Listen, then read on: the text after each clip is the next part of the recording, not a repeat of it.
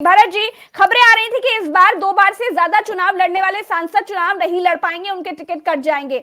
लेकिन फिर से इतनी एंटी इनकम्बेंसी होने के बाद भी फिर से उन्हीं चेहरों पर भरोसा जताया जा रहा है। क्या बात हो गई? देखिए प्रज्ञा जी, इस पूरी लिस्ट में अब आप देखेंगी तो कहीं से ये नहीं पाएंगी कि वो सीटें, जिन सीटों पर भारतीय जनता पार्टी की टांग फंसी हुई है, वो सीटें भारतीय जनता पार्टी ने घोषित की हों। भारतीय जनता पार्टी ने उत्तर प्रदेश के भीतर जितनी भी सीटें घोषित की हैं, सारी की सारी वो सीटें हैं जिन सीटों के ऊपर भारतीय जनता पार्टी को स्वतः अपने संज्ञान में लेते हुए टिकट घोषित करने थे। यहाँ पर एक भी गठबंधन दल की तरफ से जो इनके साथ गठबंधन में लोग हैं, उनकी टिकट घोषित नहीं किए हैं। भारतीय जनता पार्टी का इसमें ये खौफ, ये डर दिखाता है इस लिस्ट के भीतर कि जिन लोगों के टिकट कहा जा रहा था कि भारतीय जनता पार्टी ने एक सर्वे करवाया है, उस सर्वे में रेड जोन, पीला जोन, नीला जोन की खबरें जो आ रही थी, रेड जोन में जो टिकट है उनके टिकट काटे जाएंगे। भारतीय जनता पार्टी और नरेंद्र मोदी हिम्मत नहीं दिखा पाए हैं कि वो उन सांसदों के टिकट काट पाते। और ये क्यों हुआ है प्रज्ञा जी?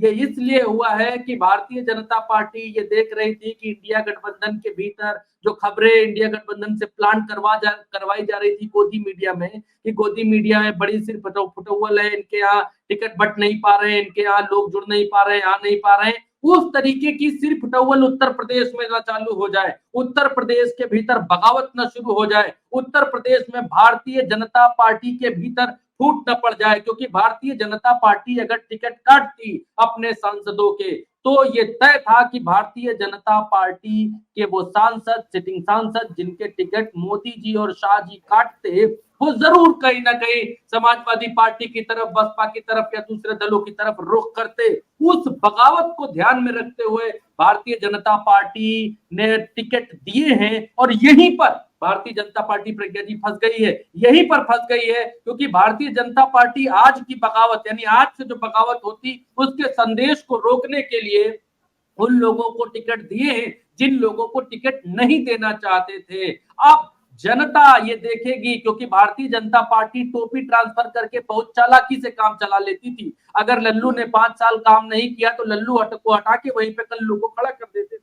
लेकिन इस बार भारतीय जनता पार्टी वो काम नहीं कर पाई है। और सबसे बड़ी चीज प्रज्ञा जी, आप ये देखिए कि इस सूची से ये दिखाई देता है, ये बिल्कुल लगता है कि यहाँ पर किसी भी गठबंधन दल के साथ जो सीटें हो सकती थी उत्तर प्रदेश के भीतर शेयर की जा सकती थी, उन सीटों के ऊपर उम्मीदवार भारतीय जनता पार्टी ने नहीं उतारे हैं। जैसे अभी चंद्रकांत इस बात की चर्चा कर रहे थे कि अनुप्रिया पटेल इतनी कद्दावर नेता है उत्तर प्रदेश के भीतर, और अनुप्रिया पटेल के जद में जो सीटें आती हैं, उन सीटों पर भारतीय जनता पार्टी ने उस गठबंधन के लिहाज से टिकट घोषित नहीं किए, जबकि करने चाहिए थे। इट मींस कि पेच फंसा हुआ है, इसमें कोई दो राय नहीं है। और जयंत चौधरी जो अपने आप को कहते हैं हम भारतीय जनता पार्टी में चले गए, भारतीय जनता पार्टी ने अपनी तरफ से कुछ कहा ही नहीं कि भैया आए हैं, दत्तू आए हैं कि नहीं आए हैं, किसानों के जो मसीहा हैं उनके पोते हमारे पास आए कि नहीं आए हैं, अपनी तरफ से कंफर्म ही नहीं कर रही भारतीय जनता पार्टी। उधर के टिकट अभी तक घोषित नहीं किए हैं, नहीं बताया, जबकि वो टिकट पहले उसमें घोषित किए जाने चाहिए, नहीं किए हैं। इट मींस कि पेच बहुत बुरा फंसा हुआ है। भारतीय जनता पार्टी अब दोनों तरीके से फंस गई है प्रज्ञा जी। एक तरफ से ये फंसी कि जिनके टिकट काटे जाने थे, अच्छा मैसेज देने के लिए कि भाई इन्होंने इतने साल काम नहीं किया तो मोदी जी की जय हो, मोदी जी ने कैंडिडेट बदल दिया, नया कैंडिडेट जनता आजमाएगी, पहले इस्तेमाल करेगी, फिर 5 साल में जब तक विश्वास कर पाएगी तब तक उसको भी मोदी जी साफ कर देंगे। लेकिन वो भी नहीं कर पाए हैं नरेंद्र मोदी जी बगावत के डर से। और अब भारतीय जनता पार्टी इसीलिए दो तरफ से फंसी है। एक तो अब जब वही नेता, वही सांसद फिर से चुनाव में जाएंगे तो जनता पूछेगी कि आपने किया क्या है, और नरेंद्र मोदी जी बगावत के डर से अभी तक टिकट जो काटने की बात चल रही थी वो काट नहीं पाए हैं। और दिल्ली में सबसे ज्यादा टिकट बदले हैं, और दिल्ली में जहां पर बदल सकते थे, जहां पर संभावनाएं सबसे ज्यादा थी, वहां बदले हैं। लेकिन उत्तर प्रदेश में जहां टिकट बदले जाने थे, आपकी स्क्रीन के ऊपर है पूरे देश के टिकट, पूरे देश के टिकट आपकी स्क्रीन पर हैं, और जहां बदले जाने थे वहां नहीं, 4 भोजपुरी स्टार्स को दोबारा से मौका दिया है। अब यहाँ पर देखेंगे भारतीय जनता पार्टी ने आनन फानन में टिकट तो घोषित कर दिए, लेकिन निरहुआ आजमगढ़ की जो सीट है, ये सीट आज से ही हारी हुई सीट है प्रज्ञा जी, इसमें कोई दो राय नहीं है। ऐसा क्यों आजमगढ़ बोल रहे हैं में आप भरत जी? निरहुआ ऐसा क्यों बोल रहे हैं आप? ऐसा क्यों बोल रहे हैं? निरहुआ क्यों हार जाएंगे? जीते हुए कैंडिडेट है भाई। प्रज्ञा जी, निरहुआ जहां से चुनाव लड़ते हैं आजमगढ़ से, उस आजमगढ़ की भूमि पर इक्वेशन बिल्कुल अलग हो चुके हैं। इक्वेशन इसलिए अलग हो चुके हैं क्योंकि वहां पर जिन गुड्डू जमाली के नाम से भारतीय जनता पार्टी जीत रही थी, गुड्डू जमाली बसपा से चुनाव लड़ रहे थे और भयंकर वोट बैंक रखते हैं। वहां पर 2,66,000 के लगभग उनको वोट मिले थे। अब वो समाजवादी पार्टी के साथ में है, तो बसपा के नाम पर अगर 2,66,000 वोट उनके साथ में आए थे, तो उनके अकेले नाम पर कम से कम 1 लाख वोट तो जाएगा ही जाएगा। इतना तो हम मान सकते हैं। 2 लाख अगर नहीं आएगा, 1 लाख बहन जी के चेहरे पर होगा, बसपा के चेहरे पर होगा 1,66,000, तो 1 लाख वोट तो आप मान के चलिए आएगा। और समाजवादी पार्टी निरहुआ से सिर्फ 8,000 वोटों से जीती थी, हारी थी पिछली बार के चुनाव में। तो अब जब हम यहाँ पर देखते हैं, एक सतही कैलकुलेशन लगाते हैं, तो पाते हैं कि भारतीय जनता पार्टी आजमगढ़ के भीतर बिल्कुल लाचार हो चुकी है। और वो भी तब जब आजमगढ़ के भीतर से ये कहा जा रहा है कि अखिलेश यादव चुनाव लड़ेंगे। तुर्रा ये भी है कि अगर अखिलेश यादव आजमगढ़ से चुनाव लड़ेंगे तो निरहुआ वहां से चुनाव किस हाल में जीतेंगे, ये तो दिखाई और दिखाई नहीं देता कि निरहुआ आजमगढ़ से चुनाव जीत पाएंगे। दूसरी चीज प्रज्ञा जी, इस सूची के आने से पहले उत्तर प्रदेश के भीतर निषाद पार्टी के जो संजय निषाद हैं, जो अध्यक्ष हैं, उन्होंने आज ही ये बात कहकर एक तरीके से आपत्ति जता दी। जो अभी ये कहा जा रहा है कि उनको 1 सीट मिल सकती है, उनकी पार्टी को 1 सीट, संजय निषाद की पार्टी को 1 सीट, पीले गमछे वाले भाई साहब की पार्टी को, और 2-2 सीटों पर आरएलडी, और दो सीटों पर आरएलडी और 2 सीटों पर अपना दल। तो 1 सीट जो मिल रही थी संजय निषाद जी को, उस पर उन्होंने आपत्ति जता दी है।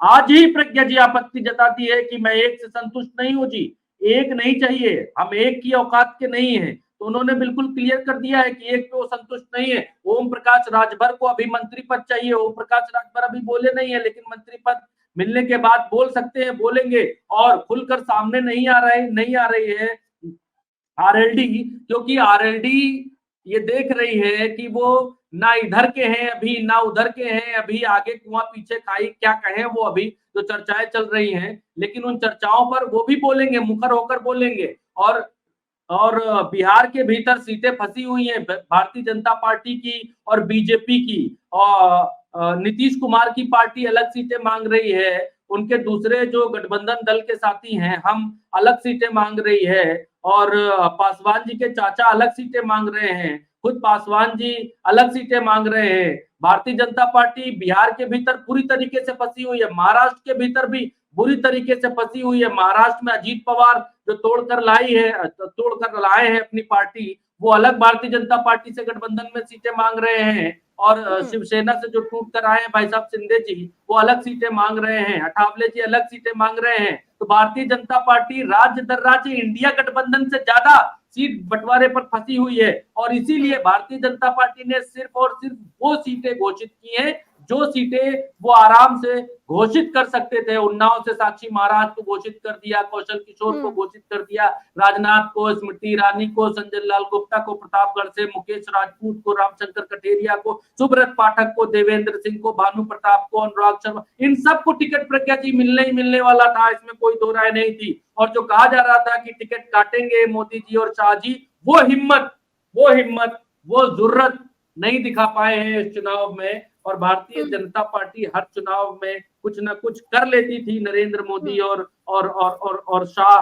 दिल्ली में बैठकर निर्णय ले लेते थे, लेकिन इस बार निर्णय लेते हुए दिखाई नहीं दे रहे हैं प्रज्ञा जी। चार भोजपुरी स्टार्स को उतारा है। एक पवन सिंह है, एक निरहुआ है, एक रवि किशन है, और एक दिल्ली से अपने उनके जो अध्यक्ष थे इससे पहले मारदीनी खींच के तमाशा ही मनोज तिवारी के पापा जी।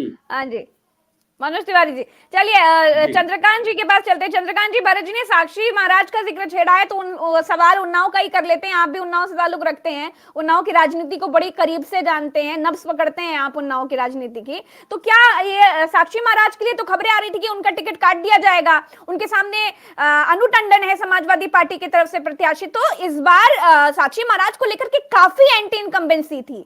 क्या कारण है कि साक्षी महाराज का इस बार टिकट नहीं कटा है, क्योंकि खबरें तो पक्की थी ना चंद्रकांत जी? देखिए, खबरें तो उत्तर प्रदेश में 15 से 20 सांसदों को लेकर थी कि उनका टिकट कट सकता है, एंटी इनकम्बेंसी है, उनसे नाराजगी है। जहां तक साक्षी महाराज की आपने बात करी, तो मैं आपको एक आंकड़ा बता दूं कि उन्नाव लोकसभा सीट में तकरीबन 3.5 लाख मतदाता लोधी बिरादरी का है और साक्षी महाराज भी लोधी बिरादरी से आते हैं। उत्तर प्रदेश में कल्याण सिंह का निधन होने के बाद जो लोधी वोट बैंक की परंपरागत राजनीति थी, उसको ना ही उनके बेटे राजवीर सिंह राजू भैया संभाल पाए और ना ही उनके पौत्र संदीप सिंह संभाल पाए। लेकिन उत्तर प्रदेश में पूरी ताकत से और बड़ी मजबूती से साक्षी महाराज लोधियों के नेता बनने में कामयाब हो गए। साक्षी महाराज दूसरी बार उन्नाव से सांसद हैं, इसके पहले 2 बार वो फर्रुखाबाद से सांसद रह चुके हैं। तो साक्षी महाराज कोई कमजोर नेता नहीं है, लेकिन उन्नाव में इस बार उनका जो मुकाबला जो अनु टंडन से हो रहा है, क्योंकि अनु टंडन पहली बार अलायंस की प्रत्याशी हैं। अभी तक वो कांग्रेस से चुनाव लड़ती आ रही थी, एक बार कांग्रेस से जीती और 2 बार कांग्रेस से हारी, लेकिन इस बार वो समाजवादी पार्टी की प्रत्याशी हैं और अलायंस में कांग्रेस है, यानी मुकाबला रोचक है। लेकिन मैं थोड़ा सा आगे बढ़कर के चलना चाहता हूं। कई सीटों का भी जिक्र हुआ, कई सीटों की हम बात कर रहे थे। अनुप्रिया पटेल को मिर्जापुर से टिकट घोषित नहीं हुआ, प्रयागराज से रीता बहुगुणा जोशी का टिकट नहीं हुआ, बरेली से संतोष गंगवार का ऐलान नहीं हुआ, कानपुर से मौजूदा सांसद जो है उनका टिकट का ऐलान नहीं हुआ, सत्यदेव पचौरी का, पीलीभीत की सीट वरुण गांधी और सुल्तानपुर आपके मेनका गांधी, कई सीटें अभी फंसी हुई हैं और ये वही सीटें फंसी हुई हैं जहां पर दिक्कत है। अभी भरत जी से बात हो रही थी, तो कल ही हम लोग इस बात की चर्चा कर रहे थे कि अंबेडकर नगर की सीट अनुप्रिया पटेल अपनी पार्टी के लिए मांग रही थी, क्योंकि वो 5 सीटें मांग रही थी, लेकिन वहां पर टिकट मिला बीजेपी के लिए क्रॉस वोटिंग करने वाले राकेश पांडे के बेटे रितेश पांडे को, जो बीएसपी से आए थे, उनको टिकट मिल गया। दूसरा एक बड़ी रोचक सीट जिस पर सबसे ज्यादा मयंक जी भी बात कर रहे थे, हम भी बात कर रहे थे, जौनपुर की सीट। जौनपुर में आईएएस अधिकारी अभिषेक सिंह का इस्तीफा मंजूर होता है, उनके नाम की चर्चा हुई। सुबह भरत जी से हमारी इस पर चर्चा हो रही थी कि सुषमा पटेल विधायक रही थी बसपा में, विधानसभा चुनाव में सपा में आ गई, सपा ने विधानसभा चुनाव लड़ाया, वो हार गई। उसके बाद भाजपा ने लोकसभा का आश्वासन दिया, वो बीजेपी में चली गई, उनके भी नाम का ऐलान नहीं हुआ। लेकिन इन सब के बीच सबसे बड़ी खबर है कि कृपाशंकर सिंह को बीजेपी ने टिकट दिया है। कृपाशंकर सिंह महाराष्ट्र में रहते हैं, लेकिन पूर्वांचल के ठाकुरों में, और पूर्वांचल ही नहीं उत्तर प्रदेश के ठाकुरों में जितने ठाकुर नेता हैं, राजा भैया हो, धनंजय सिंह हो, जितने विनीत सिंह हो, चुलबुल सिंह हो, ब्रजेश सिंह प्रिंसू हो, इनके बीच में वो बड़े भाई की भूमिका में है। तो धनंजय सिंह क्या कृपाशंकर सिंह के सामने चुनाव लड़ेंगे, ये बड़ा रोचक होने वाला है, क्योंकि धनंजय सिंह निर्दलीय चुनाव लड़ने की तैयारी कर रहे थे। दूसरा, मैं अगर एक एक सीट पे आपके सामने आऊं, तो हम जिन जिन सीटों की बात कर रहे थे, मोहनलालगंज नाराजगी थी, भयंकर नाराजगी थी, कौशल किशोर का टिकट नहीं कटा। देखिए, इन टिकट को काटा क्यों नहीं किया? वो नरेंद्र मोदी जो मंच से बार बार इस बात को कहते हैं कि मेरी गारंटी है, मैं गारंटी देता हूं, मेरी गारंटी है, मोदी के चेहरे पर चुनाव होता है। तो यानी अब बीजेपी ये भी समझ गई कि सिर्फ चेहरा और सिर्फ गारंटी से चुनाव नहीं होता है। अगर इनका हम टिकट काट देंगे तो हमको जातीय समीकरण का भी ध्यान रखना पड़ेगा। आप खुद देखिए, जिस आजमगढ़ सीट की हम लोग बात कर रहे थे, वहां पर धर्मेंद्र यादव हारे थे ना चुनाव, अखिलेश यादव चुनाव नहीं हारे थे, और वो भी उपचुनाव था। उपचुनाव किस तरीके से होता है, भरत जी बहुत जमीन से राजनीति को समझते, वो जानते हैं उपचुनाव कैसे होता है, किस तरीके से सत्ता और शासन प्रशासन का उसमें बाकायदा इस्तेमाल किया जाता है। वहां वो हार हो गई। अब अखिलेश यादव तो आजमगढ़ कन्नौज दोनों सीटों से चुनाव लड़ेंगे, शिवपाल यादव बदायूं से चुनाव लड़ेंगे। तो यहाँ जो बीजेपी की लिस्ट है, मैं अगर ये लिस्ट पढ़ रहा हूं तो मुझे ऐसा लग रहा है कि 2019 की सूची को पढ़ दिया गया है। बिल्कुल 2024 में कोई बदलाव है ही नहीं। जिन जिन सीटों पर हम बात कर रहे थे कोई, लेकिन हाँ, फंसा कहां पर है? देवरिया में। अभी इस बात का हम जिक्र कर रहे थे, देवरिया फंसी पड़ी है, रायबरेली फंसी पड़ी है, प्रयागराज फंसी पड़ी है, और आपके रायबरेली में फैसला नहीं कर पा रहे। तो दिक्कतें हैं, ऐसा नहीं कि दिक्कत नहीं है। साध्वी निरंजन ज्योति के नाम का ऐलान होता है, क्या उपलब्धि है उनकी? कोई उपलब्धि नहीं है। बतौर सांसद, बतौर मंत्री उन्होंने क्या किया है कोई नहीं जानता। बाराबंकी उपेंद्र रावत कौन सी उपलब्धि है कोई नहीं जानता। लड्डू कोई, हेमा मालिनी मथुरा से, हेमा मालिनी मथुरा से इनका तो टिकट कट रहा था कि इनकी तो, अच्छा 75+ वाला आंकड़ा कहां चला गया कि 75+ वाले आंकड़े में टिकट कट जाएगा, वो भी आपने टिकट नहीं काटा। यानी कुल मिलाकर के जो दम, जो हिम्मत टिकट काटने की होनी चाहिए, और मुझे तो बड़ा मतलब दया तो नहीं कहूंगा लेकिन तरस आ रहा है। जयंत चौधरी कैराना की लड़ाई लड़ रहे थे, वहां प्रत्याशी घोषित हो गया। मुजफ्फरनगर की लड़ाई लड़ करके एनडीए में गए थे, वहां प्रत्याशी घोषित हो गया। मथुरा को वो मतलब दिल से कनेक्टेड अपने लिए मान रहे थे, वहां प्रत्याशी घोषित हो गया। तो जयंत चौधरी, देखिए जो भरत जी ने बात कही वो बिल्कुल सही है। गाजीपुर ओम प्रकाश राजभर मांग रहे थे, टिकट का ऐलान नहीं हुआ। घोसी मांग रहे थे, टिकट का ऐलान नहीं हुआ। सलेमपुर मांग रहे थे, सलेमपुर में बीजेपी ने अपना प्रत्याशी रविंद्र कुशवाहा उतार दिया है, यानी सलेमपुर ओम प्रकाश राजभर के हाथ से चला गया। संजय निषाद जो सीटें मांग, संजय निषाद का वजूद कहां है? गोरखपुर में, संत कबीर नगर में, दोनों सीटों पर प्रत्याशियों के नामों का ऐलान हो गया। अनुप्रिया पटेल के कोई ऐलान ही नहीं हुआ। यानी अलायंस का अभी कोई ध्यान नहीं रखा गया है। 5 से 7 मार्च जब बैठक होगी उसमें देखा जाएगा किसको कितनी सीटें देनी है। और प्रज्ञा जी 29 सीटें बची हैं उत्तर प्रदेश में, 29 सीटें, उसमें बीजेपी क्या छोड़ेगी? क्या बीजेपी रायबरेली छोड़ेगी? नहीं छोड़ेगी। प्रयागराज नहीं छोड़ेगी, कानपुर नहीं छोड़ेगी, ये वो सीटें हैं जहां वो छोड़ेगी। बरेली नहीं छोड़ेगी। कौन सी सीट दे सकती है? गाजीपुर, घोसी, ये 2 सीटें दे सकती है। और जो भरत जी ने कल बात कही थी, बीजेपी पूरी कोशिश में है कि वो 74 से 75 सीटों पर चुनाव लड़ेगी, और कोई बड़ी बात नहीं होगी कि अनुप्रिया पटेल को भी 1 सीट मिले, जयंत को भी 1 सीट मिले, राजभर और संजय निषाद को भी 1-1 सीट मिले। इन सबको 1-1 सीट में निपटा दिया जाए और इनको यह आश्वासन दे दिया जाए कि उत्तर प्रदेश के विधान परिषद के चुनाव में और मंत्रिमंडल के विस्तार में हम आप लोगों को संतुष्ट कर देंगे। क्योंकि बीजेपी में भी वो नेता है जिनको लगता है कि चुनाव तो लड़ना ही है। तो ये दिक्कत अलायंस में आने वाली है। और ये बात सिर्फ उत्तर प्रदेश की नहीं है, ये सिर्फ उत्तर प्रदेश की नहीं है। मैं थोड़ा सा भरत जी आपको वहां लेकर चलता हूं, झारखंड। मधु कोड़ा की पत्नी गीता कोड़ा को टिकट दे दिया गया है। मधु कोड़ा की पत्नी गीता कोड़ा को टिकट दे दिया गया है, वहां उनसे कोई दिक्कत नहीं है। अभी कितने दिन पहले वो बीजेपी में शामिल हुई है, हमें भी पता है, आपको भी पता है। लेकिन 10 साल से जो भारतीय जनता पार्टी और नरेंद्र मोदी का झंडा उठा करके भारतीय जनता पार्टी का कार्यकर्ता झारखंड में चल रहा था, आज उसको बड़ी निराशा हो रही होगी और उसको यही लग रहा होगा, एक ही लाइन निकल रही होगी कि मोदी जी हैं तो सब कुछ मुमकिन है। और ये वही मुमकिन करके नरेंद्र मोदी ने झारखंड में दिखा दिया है कि हम जिसको गालियां देते हैं उसको टिकट भी थमा देते हैं। बिल्कुल बिल्कुल, ये साफ दिखाई दे रहा है। अच्छा, मयंक जी हमारे साथ है। अच्छा, मयंक जी, इस लिस्ट में जिनको मोदी जी मन से माफ नहीं कर पाए थे, साध्वी प्रज्ञा सिंह ठाकुर, उनका टिकट जो है, उनका टिकट कटता हुआ दिखाई दे रहा है इस लिस्ट में। और उनकी जगह उनकी सीट पर भोपाल से जो है आलोक शर्मा को घोषित किया जा चुका है। आलोक शर्मा वहां से चुनाव लड़ेंगे। और एक चीज और है कि हेमा मालिनी ने मथुरा के लिए क्या योगदान किया है, क्या किया है। मोदी जी की और अमित शाह जी की बेबसी इसी से दिखाई दे गई कि हेमा मालिनी का टिकट तक नहीं काट पाए। हेमा मालिनी तक का टिकट नहीं काट पाए, सिर्फ एक टिकट काट पाए, साध्वी प्रज्ञा सिंह ठाकुर का। उसके अलावा कोई टिकट नहीं काट पाए। और उत्तर प्रदेश के भीतर अभी जैसे चंद्रकांत बता रहे हैं, उंगली पर जो इन्होंने नाम गिनाए हैं पश्चिमी उत्तर प्रदेश में, मुझे तो लगता है जैसे कल वानखेड़े सर जो बात कह रहे थे कि टक सर पे मार के जो है बिठा दिया, लाइन में टोकन दे दिया कि तुम्हारा हो गया, लाइन में आओ। उसी तरह यही हाल ना हो जाए भाई साहब कि उनको लाइन में ही लगाए रह जाए और आखिर में एक सीट पकड़ा दे और इंडिया गठबंधन अपने टिकट घोषित कर दे तो अपनी पार्टी से अकेले ही लड़ना पड़ जाए।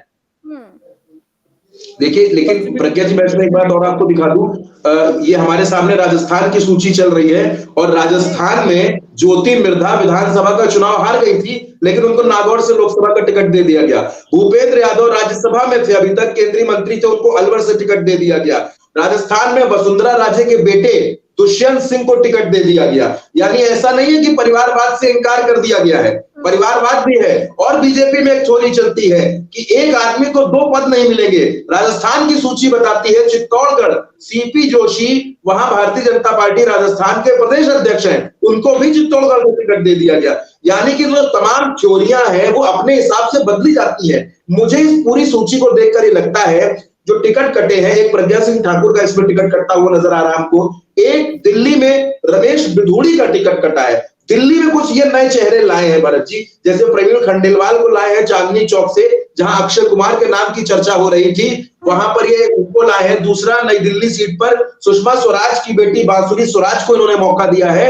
लेकिन पूरी सूची को देखकर सिर्फ इतना लगता है कि मोदी जी जिनसे ज्यादा नाराज थे उनको तो माफ कर दिया है, लेकिन जिनसे बहुत ज्यादा नाराज हो गए थे वो नाम सिर्फ दो नजर आते हैं, रमेश बिधूड़ी का और दूसरा प्रज्ञा सिंह ठाकुर का। मोदी जी प्रज्ञा सिंह ठाकुर से नाराज थे, लेकिन अजय मिश्रा टेनी उनसे नाराज नहीं थे।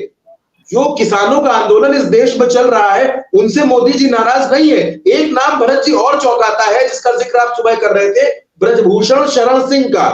ब्रजभूषण शरण सिंह का नाम इस सूची में नहीं है, लेकिन ऐसा नहीं है कि उनका नाम सूची में होगा नहीं, क्योंकि ब्रजभूषण सिंह 6 बार के सांसद हैं और उत्तर प्रदेश में क्षत्रिय मतदाता ठीक ठाक स्थिति में। और सुबह आप ही इस बात का जिक्र कर रहे थे कि अगर ब्रजभूषण को टिकट ना मिला, ब्रजभूषण का टिकट कटा, तो उनके 2 बेटे हैं, प्रतीक भूषण और करण भूषण, उन दोनों में से किसी एक को टिकट बीजेपी दे सकती है। यानी पेज जिन सीटों पर फंसा है, हम देवरिया की भी बात कर रहे थे, देवरिया में 3 दावेदार हैं। देवरिया की सीट में रमापति राम त्रिपाठी अपने लिए या अपने बेटे के लिए टिकट चाहते हैं, पत्रकार से विधायक बने एक नेताजी सांसद बनना चाहते हैं, वो भी टिकट मांग रहे हैं। और तीसरा, इस देश में बड़े दिग्गज उत्तर प्रदेश के नेता रहे कलराज मिश्र जी, राजस्थान के राज्यपाल हैं, वो भी टिकट की चाहत रखते हैं। आप श्रावस्ती का टिकट देख लीजिए ना भरत जी, साकेत मिश्रा को टिकट दिया गया है। साकेत मिश्रा कौन है? साकेत मिश्रा भी परिवारवाद का प्रतीक है, तो ऐसा नहीं कि परिवारवाद से पूरा इनकार कर दिया गया है। आरके सिंह पटेल का आप नाम देखिए। दूसरा, बाराबंकी, जिसका हम और आप जिक्र कर रहे थे, बाराबंकी में उपेंद्र रावत ने कोई काम नहीं किया, जनता में भयंकर नाराजगी है, लेकिन उनको भी टिकट मिल गया। जगदंबिका पाल, भारतीय जनता पार्टी कहती है कि वो कार्यकर्ताओं की पार्टी है, युवाओं की पार्टी है, और इस देश में इस बार नरेंद्र मोदी तो बार बार युवाओं से संवाद कर रहे थे, फर्स्ट टाइम वोटर्स की बात कर रहे थे, लेकिन जगदंबिका पाल को टिकट दिया गया। मुझे नहीं लगता इन बीते 5 सालों में जगदंबिका पाल की कोई एक उपलब्धि आपने देखी होगी, कोई एक उपलब्धि आपने देखी होगी। ये जो पूरी लिस्ट है, आप देखिए चंदौली में महेंद्र नाथ पांडे प्रदेश अध्यक्ष रह चुके हैं, केंद्रीय मंत्री रह चुके, उसके बावजूद उनको टिकट। कोई नया प्रयोग जो भाजपा कहती है कि new vision of new India, हम न्यू इंडिया बना रहे हैं, हम ट्रांसफॉर्मेशन के दौर में है, रिफॉर्मेशन के दौर में है, ऐसा कुछ भी इन मोटे तौर पर मैं कहूं उत्तर प्रदेश के 51 नामों में मुझे कोई नया नाम नहीं दिखता। हाँ, एक नाम जरूर आप कह सकते हैं, अंबेडकर नगर से रितेश पांडे, बस इसके अलावा कुछ भी नया नहीं है जिस पर हम बहुत ज्यादा चर्चा करें कि हाँ ये नया नाम है। बगावत का इनाम है चंद्रकांत जी, वो बगावत का इनाम है रितेश पांडे वाली सीट पर। उनके पिताजी ने अच्छी बगावत की, फर्स्ट आए हैं बगावत करने में, इसलिए उनको मेडल दिया गया है उस सीट से कि और मुझे लगता है भरत जी, बगावत करने वाले उन तमाम विधायकों में पहला पुरस्कार रितेश पांडे को मिल चुका है। बाकी किसको क्या मिला क्या नहीं मिला, लेकिन पहला पुरस्कार मिल गया है।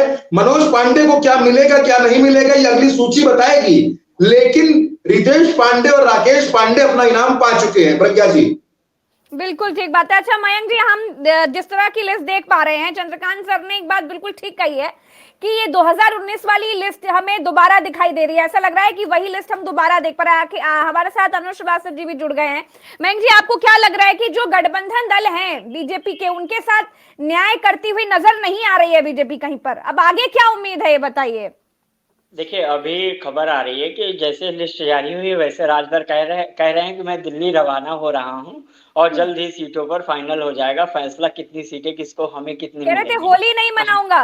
नहीं, अभी बयान है, वो दिल्ली रवाना होने वाले हैं, ऐसा वो बता रहे हैं रात में। वैसे उनकी बात आप समझ लीजिए, कहते हैं तो कहाँ जाएंगे, कहेंगे पूरब तो चले जाए पश्चिम, ये भी हो सकता है।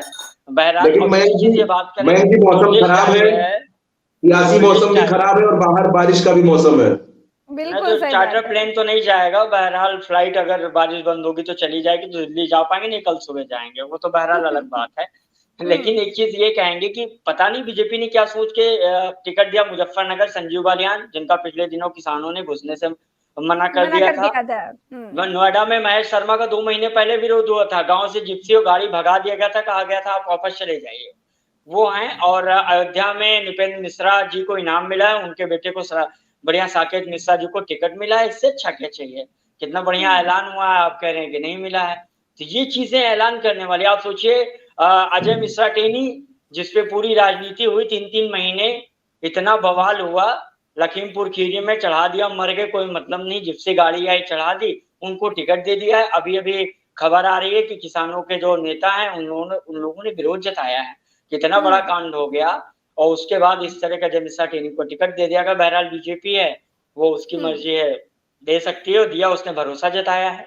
आप देखिए अयोध्या से लल्लू सिंह को दिया है। मयंक जी, आप ये देखिए कि इस पूरी सूची के भीतर भारतीय जनता पार्टी ये हिम्मत नहीं दिखा पाई है कि उन लोगों के टिकट, जिन लोगों के टिकट ये हो रहा था कि कटेंगे कटेंगे, उनके टिकट काट पाए हैं। ये हो रहा था कि अजय मिश्रा टेनी जो है उनका टिकट हटाएंगे, क्योंकि अगर उनको पद से हटा देंगे तो बड़ा गलत संदेश जाएगा, इसलिए अब की बार जब टिकट घोषित होंगे तो मोदी जी जो है उनका टिकट काट देंगे और किसानों को ये संदेश देंगे, जैसे उन्होंने भारत रत्न देकर ये संदेश दिया कि हम जो है किसानों के मसीहा हैं। भले ही पीछे से वो काटा सड़क पर गड़वा रहे थे, गड्ढे खुदवा रहे थे, लेकिन वो भी नहीं दे पाए। तो ये दिखाता है कि इस बार मयंक जी, इस बार भारतीय जनता पार्टी, नरेंद्र मोदी जी और अमित शाह जी कितना ज्यादा डरे हुए हैं, जीत को लेकर कितना ज्यादा उनके भीतर डर है कि अगर हमने टिकट काटा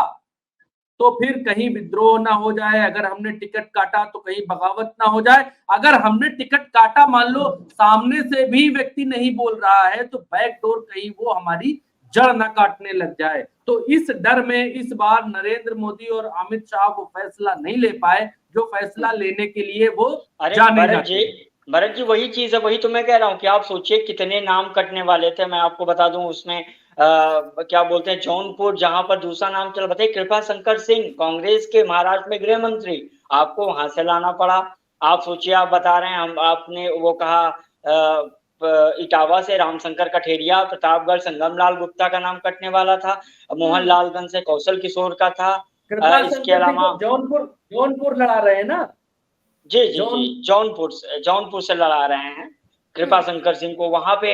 इसके अलावा आपका मोहनलालगंज से कौशल किशोर का टिकट काटने वाले थे। ये कहा जा रहा है कि जौनपुर में योगी आदित्यनाथ के बड़े जो है योगी आदित्यनाथ के बड़े करीबी थे, वो लड़ना चाह रहे थे और उनको ना देके जो है मोदी जी और अमित शाह जी महाराष्ट्र से लेकर आए हैं उम्मीदवार। जी वही तो कह रहे हैं, ऊपर से आया है, ऊपर फ्लाइट से सीधा जौनपुर उतर गए हैं।